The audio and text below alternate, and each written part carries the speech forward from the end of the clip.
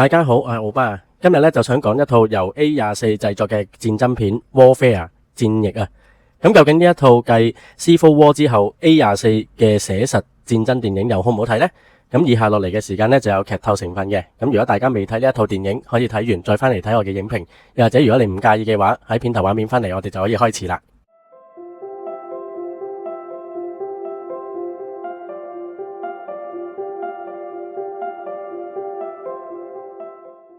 首先都同大家講下呢一套電影嘅故事大綱啦。電影係講述2006年伊拉克戰爭一場小型嘅戰役嘅。咁一隊海豹突擊隊咁呢就進佔咗一棟嘅民居啦，就設立為一個哨站。咁佢哋呢就負責呢個監視嘅任務嘅。但係中途呢就俾啲民兵發現咗啊，咁所以呢就開始受到圍攻啦。咁究竟美軍有幾多嘅傷亡呢？佢哋最後又可唔可以成功逃脫呢？咁就留翻俾觀眾自己睇啦。咁本身奧巴呢都係一個軍事迷嚟嘅，咁所以一見到呢一套電影嘅宣傳，咁啊即刻去睇啦。咁我首先都講下呢一套電影好嘅地方先啦。咁電影嘅宣傳呢，就係會令到觀眾有沉浸式嘅體驗啊。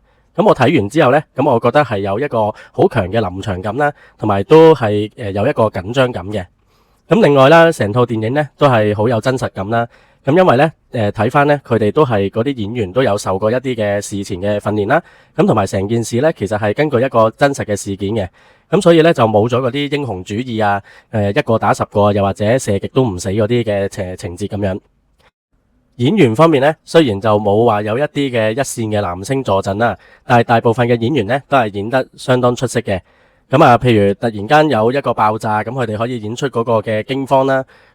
又或者去對付嗰啲民兵嘅時候，咁佢哋演出嗰種狠同埋嗰個勇敢啦。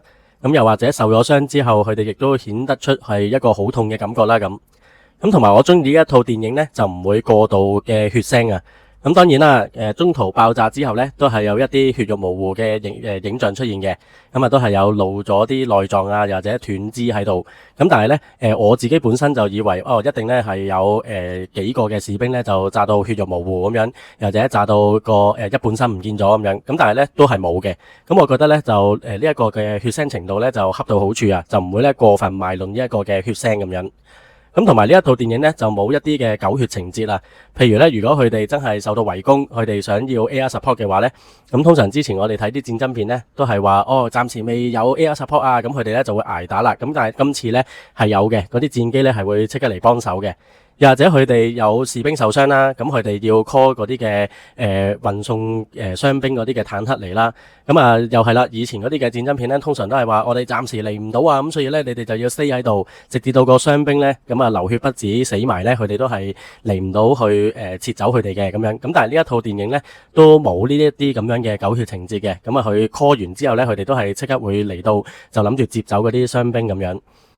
又或者佢哋呢一 team 寡不敵眾嘅時候呢，佢哋都有 call 另外一隊嚟支援啦。咁佢哋嗰啲嘅另外一隊呢，都係好快嚟到幫手嘅咁樣。而最後撤退咁，雖然啦都係一開始話揾唔到嗰啲嘅坦克嚟護送佢哋啦，咁但係最後呢，都係好快解決得到，最後都係會有2架坦克嚟護送佢哋走咁樣。咁所以呢，就唔會話睇到好敏感啊，又或者好傷感咁樣咯。咁啊，之後我都講下冇咁好嘅地方啦。咁我略嫌呢嗰個故事太單一啦，因為呢其實佢可能就係想營造一個嘅沉浸式嘅效果啦。咁所以呢，其實成套電影個半鐘啦，佢淨係描寫單一個戰役啫，就係喺嗰個嘅民房裏邊呢，佢哋受到圍攻啦，然之後佢點樣去突圍啦，然之後撤退咁樣。咁但係呢，睇完之後係有一種唔夠喉嘅感覺嘅，因為呢真係成套電影就係圍住呢一個嘅咁小型嘅戰役嚟描寫咁樣。咁雖然成個電影呢都係拍得好真實啦，咁但係呢睇完之後的確係有少少唔係好夠喉嘅感覺啊。咁究竟佢哋撤退嘅時候會唔會遇到頑強嘅反抗呢？又或者事後佢哋又點樣整裝再代發咁樣呢？雖然咧都聽到呢一套電影嘅製作費咧就係2000幾萬美金，咁啊唔算好多啦，咁好難咧就可能去俾嗰啲嘅黑鷹15小時嗰啲去比較嘅。咁但係咧，其實佢講一個咁小型嘅單一嘅戰役咧，我覺得係冇乜問題嘅。咁亦都係可以令到觀眾更加投入去呢一個嘅戰役裏邊咁樣。咁但係如果佢可以喺事前咧再講多少少呢一隊嘅海豹突擊隊，佢哋譬如 training 啊，又或者準備呢一場嘅戰役啊，然之後咧可能1/3嘅時間之後，先至再進入呢一個戰役呢，咁我覺得係會好少少嘅。咁而家呢，就其實好快呢，我諗10分鐘左右呢，其實已經開始咗佢哋去進佔呢一個民房嘅。然之後呢，之後嗰大約個半鐘嘅時間呢，都係講喺呢一個民房裏邊發生嘅事。咁啊略嫌呢，就真係太過單一咁樣啦。咁同埋咧，如果真係想話做到一個沉浸式嘅效果咧，反而我覺得如果某一啲嘅情節係可以用一個第一身嘅視覺，又或者咧玩翻嗰啲嘅一鏡到尾啊，咁我會覺得更加會令到觀眾咧係會有一個沉浸式嘅體驗喺入邊咯。咁而家咧就以第三身嘅視覺啦，再加上剪接咧，其實就未至於話有沉浸式。雖然咧我頭先都係會話有臨場感啊，又或者緊張感，咁但係咧你話係咪真係好 into 嗰件事咧？咁我自己就覺得未至於嘅。咁我都講下觀後感啦。咁啊，其實咧呢一套電影咁啊都實實在在咁樣去描寫出戰爭嘅可怕之處啦。咁啊見到嗰啲嘅士兵咁啊俾人炸到血肉模糊啊，又或者咧互相去對打嗰種嘅殘酷啊咁樣。咁所以咧其實都係想喚醒咧觀眾嘅反戰嘅思想啦咁樣。咁其實咧，我覺得戰爭咧，的確係一樣好無謂嘅嘢嚟嘅。可能咧嗰個嘅領袖一聲令下咧，咁啊令到有好多嘅士兵啊家破人亡啊，又或者好多嘅普通市民去受罪啊咁樣。咁睇嚟咧，世界和平呢一個嘅理念咧，直至到地球毀滅啦，我相信都係實現唔到噶啦。始終人咧都係自私嘅，每個國家咧都係為咗自己嘅利益着想啦，又或者想吞併埋其他嘅國家咁樣。咁睇翻呢，有一啲嘅影評呢，就會覺得呢一套電影頭半個鐘呢就會比較悶啲嘅，因為呢頭半個鐘主要就係講佢哋呢一隊小隊啦，就喺嗰個民房裏邊就做一啲偵測嘅工作咁樣。咁當然啦，喺偵測嘅時候，咁其實就最主要都係影住佢哋點樣去同其他隊嘅溝通啊，又或者 sniper 去做一啲偵測嘅工作啊。咁其實呢係比較靜態少少咁樣。咁所以相對嚟講呢，就可能節奏比較慢啲啦，又或者係比較靜態啲啦。咁所以有啲觀眾呢，就可能覺得悶啊。咁但係可能都係我因為係軍事迷啦，咁所以咧我自己就覺得嗰半個鐘一啲都唔悶喎。